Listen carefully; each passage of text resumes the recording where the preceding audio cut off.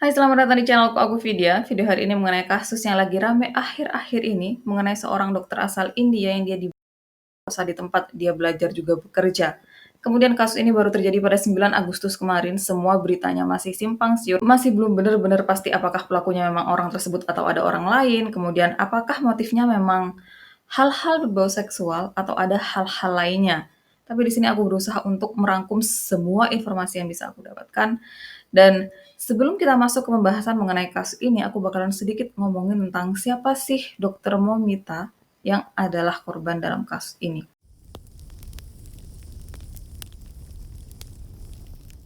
Dokter Momita Debnath adalah seorang wanita kelahiran Kolkata, India, yang pada tahun 2024 dia berusia 31 tahun. Dia adalah seorang mahasiswa pasca sarjana sekaligus dokter magang di Archikar Medical College and Hospital di Kolkata, Benggala Barat, India. Kemudian untuk kedepannya aku bakalan sebut Archikar aja, karena kalau sebut Archikar Medical College and Hospital itu kayak terlalu panjang. Kemudian balik ke Dokter Momita, dia adalah seseorang yang memiliki kehidupan yang sangat lancar, dia menempuh pendidikan dan menjalankan pekerjaan yang dia inginkan, dia adalah seorang pekerja keras dan penuh dedikasi pada pekerjaannya, dia adalah seorang pelajar yang unggul dan saat semuanya benar-benar berjalan dengan sempurna dalam hidupnya, seseorang tiba-tiba masuk dan mengambil semua kesempurnaan itu.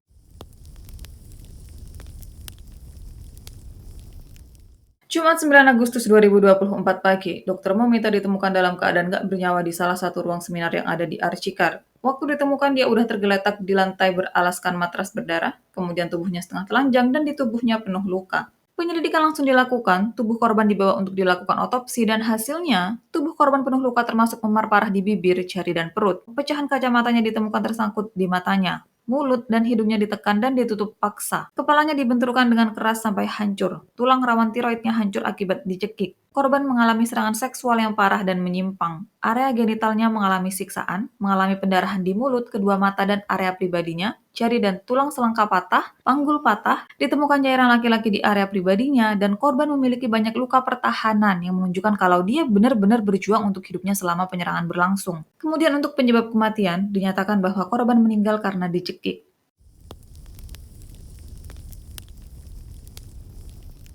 Selama awal penyelidikan, polisi mengambil keterangan dari teman-teman korban. Mereka ditanya tentang kapan terakhir kali mereka melihat korban dan siapa yang terakhir kali terlihat bersama korban.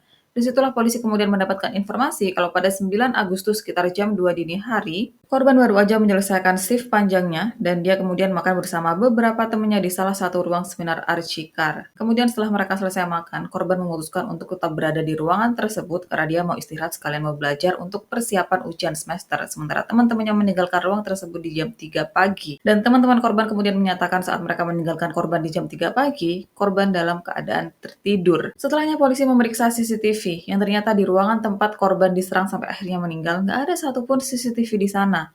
Polisi akhirnya memeriksa CCTV lain, dan disitulah mereka kemudian melihat sosok yang cukup mencurigakan dalam rekaman CCTV. Sosok tersebut adalah seorang laki-laki yang diketahui bernama Sanjay Roy, seorang civic police volunteer yang bisa dengan gampangnya keluar masuk tiap ruangan di Archikar. Dan kenapa polisi mencurigai Sanjay? Jadi dari pemeriksaan kamera CCTV, Sanjay pertama kali terlihat pada pukul 4 pagi, dan ini sebenarnya tuh nggak terlalu jelas apakah CCTV yang menunjukkan sosok Sanjay itu tuh ada di luar gedung, atau ada di dalam gedung, atau ada di area lorong yang kemudian menuju ruangan tempat korban berada. Sebenarnya informasi mengenai itu tuh nggak terlalu jelas, jadi aku nggak bisa memastikan, tapi intinya polisi menyatakan kalau pertama kali mereka melihat Sanjay melalui kamera CCTV pada pukul 4 pagi. Dan saat pertama kali mereka menangkap sosok Sanjay, di situ dia mengalungkan entah headphone, earphone, atau headset. Dan lagi-lagi omonganku kurang jelas karena dari semua artikel yang aku baca, nggak ada satupun yang benar-benar memastikan sebenarnya alat elektronik apa yang Sanjay kalungkan ke lehernya. Karena satu artikel menyebut headphone, satunya lagi menyebut earphone, satunya lagi menyebut headset. Jadi daripada bingung, aku sebut semuanya. Dan karena dibilang kalau alat elektronik tersebut dikalungkan di lehernya, untuk kedepannya aku bakalan sebut alat elektronik yang menggantung di lehernya Sanjay itu adalah headphone. Kemudian balik ke Sanjay, setelah dia pertama kali tertangkap kamera CCTV pada pukul 4 pagi, 40 menit kemudian dia lagi-lagi tertangkap kamera CCTV dan kali ini dia nggak memakai headphone-nya. Justru headphone yang mirip dengan headphone-nya Sanjay itu tuh ditemukan di dekat tubuhnya korban. Polisi selanjutnya segera mendatangi Sanjay, dia diperiksa, DNA-nya diambil, dia ditanya mengenai keberadaannya pada saat itu, dia ditanya apakah pada saat itu dia memasuki ruangan yang sama dengan korban.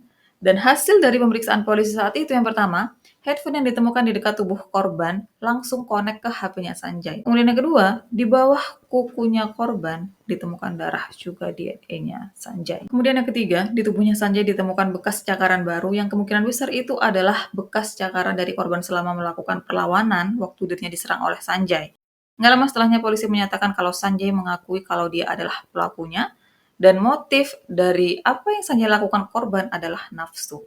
Kemudian selama waktu ini HP-nya Sanjay kan diperiksa dan polisi menemukan banyak video porno.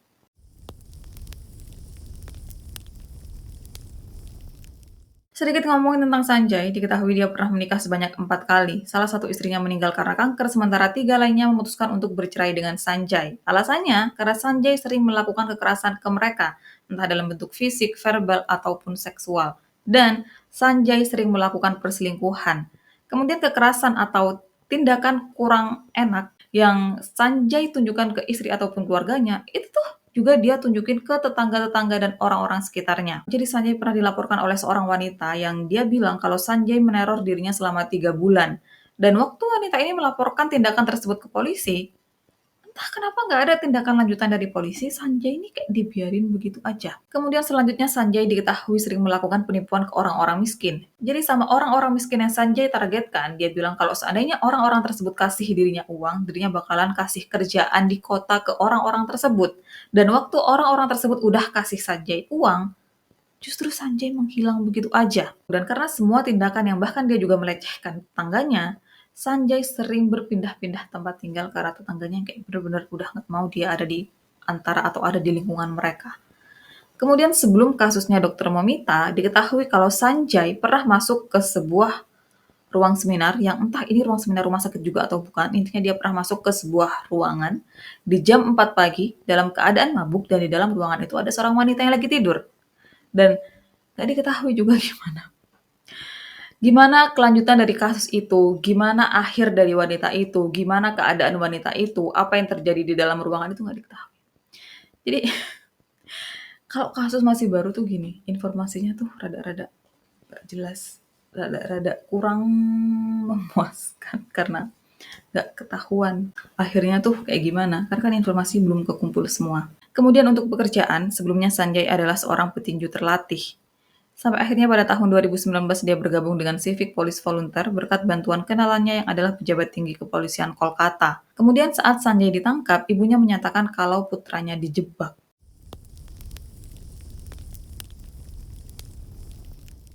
Setelah Sanjay ditangkap dan polisi menyatakan bahwa Sanjay mengaku sebagai pelaku atas apapun yang terjadi sama Dokter Momita, sebenarnya banyak orang yang kurang puas di sini karena mereka merasa kalau banyak hal yang masih ditutupi di kasus ini, kalau polisi kurang transparan dan mereka juga mempertanyakan apakah Sanjay memang benar adalah pelakunya dan apakah Sanjay memang satu-satunya pelakunya. Buntut dari kurang puasnya banyak pihak dalam penyelidikan kasus ini membuat hampir semua lapisan masyarakat turun ke jalanan dan melakukan demo. Mereka menuntut adanya transparansi dalam penyelidikan kasus ini dan meminta agar kasus ini dilimpahkan ke CBI karena menurut mereka kepolisian Kolkata nggak bisa dipercaya. Kemudian tenaga medis terutama tenaga medis area Kolkata juga melakukan demo. Mereka lagi-lagi menuntut transparansi penyelidikan, keadilan untuk Dr. Momita, dan mereka juga menuntut pemasangan kamera CCTV di tempat kerja juga menuntut lingkungan kerja yang lebih aman. Sebagai bentuk dukungan untuk Dr. Momita, mereka kemudian memutuskan untuk menghentikan layanan medis selama 2 hari kecuali untuk layanan darurat. Dan aksi mogok tersebut dilangsungkan pada tanggal 17 sampai 18 Agustus. 13 Agustus 2024, pengadilan melimpahkan kasus ini ke CBI karena polisi yang menangani kasus ini dinilai melakukan kinerja yang kurang memuaskan dengan gak adanya kemajuan signifikan selama penyelidikan berlangsung.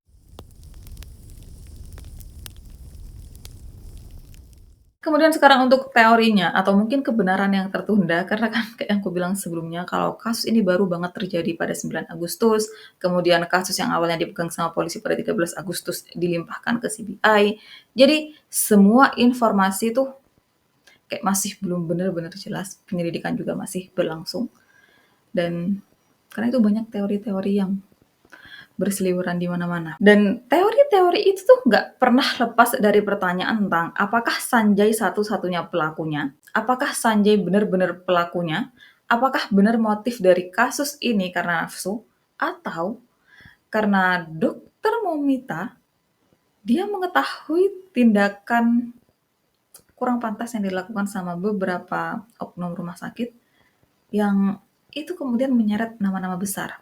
Untuk alasan pertama kenapa bisa muncul teori-teori tersebut adalah mengenai waktu. Jadi ada dua sumber yang menyatakan kalau dokter meminta ditemukan pada pukul 7.30 pagi, sementara sumber lain menyatakan kalau dokter meminta ditemukan pada pukul 11 atau 11.30 siang. Dan entah yang mana yang benar dari dua informasi tersebut, tapi informasi mengenai dokter meminta yang baru ditemukan pada pukul 11 atau 11.30 siang itu tuh cukup aneh. Dan kita bakalan mulai dari informasi yang menyatakan kalau dokter meminta ditemukan pada pukul 7:30 pagi. Jadi waktu korban ditemukan pada pukul 7:30 pagi, di situ kan normalnya dan harusnya pihak rumah sakit segera menghubungi keluarga korban, segera menginformasikan kematian korban, tapi mereka baru menghubungi keluarga korban 3 jam setelah penemuan tubuh korban. Mereka baru menghubungi keluarga korban sekitar jam setengah 11 siang. Itu pun waktu orang tua korban datang ke rumah sakit, mereka lagi-lagi diminta untuk menunggu selama 3 jam, baru setelahnya bisa ngelihat gimana keadaan korban, yang siapapun pada saat itu ngelihat gimana keadaan korban, bisa langsung menyimpulkan kalau korban meninggal karena dibunuh. Kemudian di sini karena kematian korban baru diinformasikan ke keluarganya 3 jam setelah penemuan tubuhnya,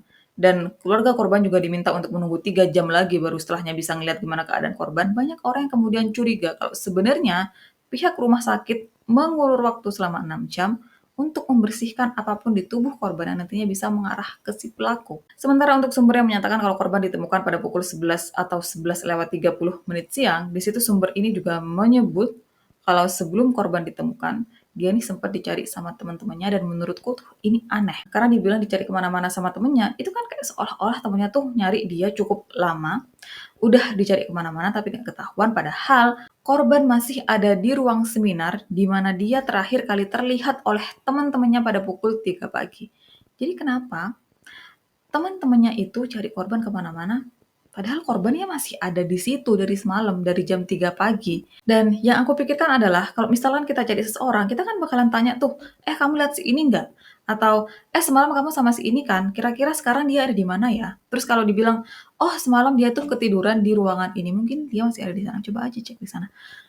Kenapa teman-temannya pada saat itu, teman-teman yang cari dia, kenapa nggak cari ke ruangan di mana dia terakhir kali terlihat? Kenapa mereka dibilang nyari korban kemana-mana yang dalam pikiranku kalau dibilang dicari kemana-mana itu kan artinya dicari ke tiap sudut ruangan selama berjam-jam mungkin, selama beberapa waktu mungkin dan nggak ketemu, dan baru ketahuan pada pukul 11 atau 11.30 di tempat terakhir kali dia terlihat.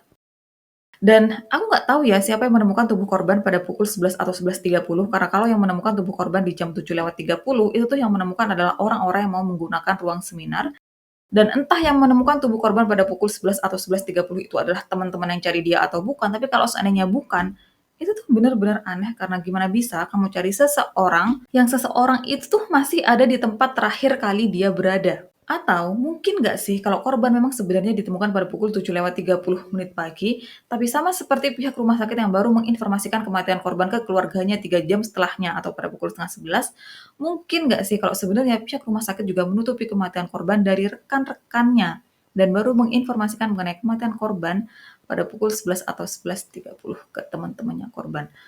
Mungkin nggak? Dan mungkin nggak kalau seandainya teman-temannya yang cari korban, mereka nih juga cari korban ke ruangan di mana dia berada semalam, ke ruangan di mana dia terlihat tertidur pada pukul 3 pagi, tapi waktu mereka ke sana ternyata korban nggak ada, karena ternyata pada pukul 7:30 pagi korban udah dipindahkan ke ruangan lain. Mungkin nggak? Kemudian hal kedua yang memicu banyak teori bermunculan adalah tentang statement awal. Jadi saat pertama kali korban ditemukan dan kasus baru aja bergulir, pimpinan Archikar menyatakan bahwa korban meninggal karena menghilangkan nyawanya sendiri. Kalau dia memiliki masalah mental dan karena itu dia menghilangkan nyawanya sendiri. Bahkan awalnya kasus ini nggak diselidiki sebagai kasus pembunuhan karena nggak dilaporkan sebagai kasus pembunuhan. Dan kenapa bisa dia menyatakan kalau korban meninggal karena menghilangkan nyawanya sendiri, padahal semua luka di tubuhnya, bahkan orang yang nggak sekolah kedokteran pun bisa lihat kalau korban dibunuh. Jadi apa coba dasarnya dia bilang kalau korban meninggal karena menghilangkan nyawanya sendiri? Dan lagi, orang mana atau perempuan mana yang mau ditemukan meninggal dalam keadaan setengah telanjang?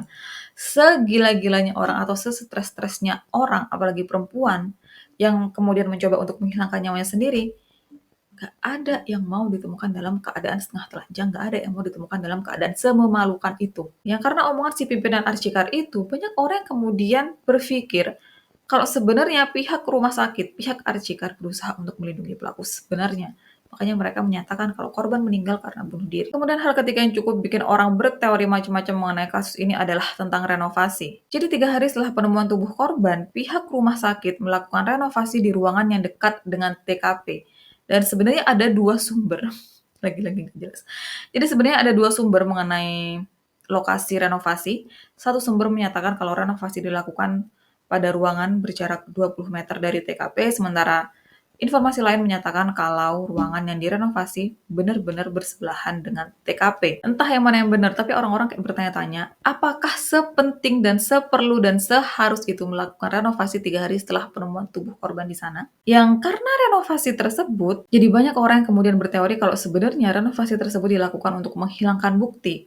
Apalagi renovasi tersebut kan dilakukan pada 12 Agustus, dan pada 13 Agustus kasus ini dilimpahkan ke CBI. Orang-orang berpikir kalau pihak kepolisian Kolkata juga pihak rumah sakit, mereka berusaha semampu mereka untuk menghilangkan bukti apapun di TKP sebelum kasus ini dipegang sama CBI. Kemudian hal selanjutnya adalah tentang perusakan gedung. Jadi pada 14 Agustus 2024 terjadi demo besar-besaran untuk kasus ini. Dan para demonstrasi, entah mereka memang sepenuhnya datang untuk kasus ini atau sebagian dari mereka yang datang adalah pihak-pihak yang ingin menutupi kasus ini, tapi aksi demo ini nggak berlangsung damai. Jadi mereka melakukan penyerangan ke dokter Archikar, bahkan mereka juga merusak gedung Archikar termasuk merusak TKP. Dan ini benar-benar gila nggak? Itu demo bertujuan untuk memberikan keadilan ke korban, tapi yang mereka lakukan atau beberapa orang lakukan adalah merusak bukti di TKP yang semua itu justru ngebuat korban bisa aja kehilangan keadilannya. Dan perusakan tersebut kan terjadi pada 14 Agustus, 13 Agustus dipegang CBI, 12 Agustus direnov deket TKP, kayak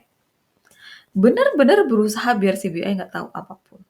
Hal selanjutnya adalah tentang sperma, yang untuk kedepannya aku bakalan sebut sebagai cairan laki-laki. Dan ini yang paling heboh, karena beberapa waktu sebelumnya, beberapa waktu ke belakang, sempat diinformasikan kalau ditemukan 150 mili cairan laki-laki di dalam tubuh korban.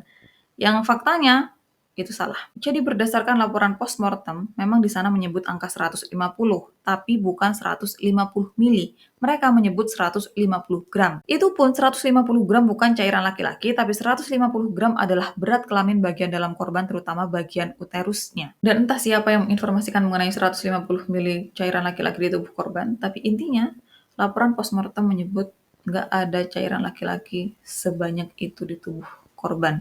Dan mau nggak mau kita harus percaya sama laporan postmortem. Kemudian yang selanjutnya adalah tentang tim forensik. Jadi normalnya saat seseorang ditemukan meninggal, apalagi keadaannya seperti korban, itu kan polisi juga tim forensik harus segera dihubungi untuk memeriksa gimana keadaan korban, untuk memeriksa TKP, untuk mengamankan bukti-bukti. Harusnya kan mereka dipanggil sesegera mungkin. Tapi tim forensik baru dihubungi oleh pihak rumah sakit 5 jam setelah penemuan tubuh korban. Dan hal ini buat banyak orang bertanya-tanya karena kok bisa-bisanya mereka baru menghubungi tim forensik 5 jam setelah penemuan tubuh korban, karena korban ditemukan di rumah sakit. Dia saat ditemukan juga dikelilingi, kemungkinan besar dikelilingi oleh para dokter, dan gimana bisa mereka nggak tahu pentingnya mengamankan bukti, pentingnya menit-menit atau jam-jam pertama. Kenapa mereka bisa mengabaikan semua itu dan baru menghubungi tim forensik 5 jam setelah tubuh korban ditemukan? Mungkin nggak kalau mereka baru dihubungi sekitar 5 jam setelah tubuh korban ditemukan karena lagi-lagi pihak rumah sakit berusaha untuk menghilangkan barang bukti di tubuh korban dan nantinya bisa mengacu ke si pelaku. Mungkin nggak? Kemudian hal selanjutnya adalah mengenai perdagangan organ. Jadi beberapa sumber menyatakan kalau beberapa staf rumah sakit dan satu pekerja magang melakukan perdagangan organ, penyelundupan obat-obatan, perdagangan seks, bahkan narkoba, yang semua tindakan ini diketahui dan didukung oleh pimpinan Archikar. Dan Dokter Momita yang mengetahui hal ini, dia berniat untuk melaporkan semua tindakan menyimpang tersebut. Setelah kasus ini dipindahkan ke CBI, pihak CBI menyatakan bahwa mereka telah memeriksa sekitar 19 orang dan setengah dari orang-orang tersebut memberikan informasi terkait perdagangan organ yang memang beroperasi di Archikar. Yang tindakan tersebut melibatkan nama-nama penting. Kemudian pihak CBI juga menyatakan bahwa 3 dokter dan 1 staf rumah sakit terkait dengan sebuah partai politik yang mereka menjalankan bisnis seks dan narkoba. Dan untuk saat ini pihak CBI masih mengumpulkan lebih banyak bukti, jadi semoga kedepannya semakin jelas dan makin kebuka mengenai kasus ini dan apakah orang-orang tersebut terkait dengan kematian Dr. Momita. Hal selanjutnya yang banyak buat orang berteori adalah kemungkinan kalau Dr. Momita diserang secara berkelompok. Jadi beberapa sumber menyebut kalau luka-luka di tubuh Dokter Momita itu tuh nggak dilakukan oleh satu orang, tapi dilakukan oleh beberapa orang. Dan karena hal ini banyak yang kemudian bertanya-tanya, apakah Sanjay benar-benar pelakunya? Apakah Sanjay satu-satunya pelaku di kasus ini? Dan sampai sini kita cuma bisa berharap kalau kasus ini semoga cepat selesai. Semoga setelah kasus ini dilimpahkan ke CBI benar-benar bekerja dengan benar. Semoga mereka bisa memberikan informasi yang jelas apakah Sanjay memang benar-benar satu-satunya pelaku atau ada pelaku lainnya. Semoga setelah dilakukan pemeriksaan, sperma di tubuh Dokter Momita nantinya bisa eee, menginformasikan apakah sperma tersebut adalah milik Sanjay aja, atau milik Sanjay dengan beberapa orang, atau milik beberapa orang tanpa Sanjay. Semoga kasus ini segera selesai, semoga Dokter Momita segera mendapatkan keadilan, dan makasih udah nonton videoku sampai akhir. Kita ketemu di video-video lainnya.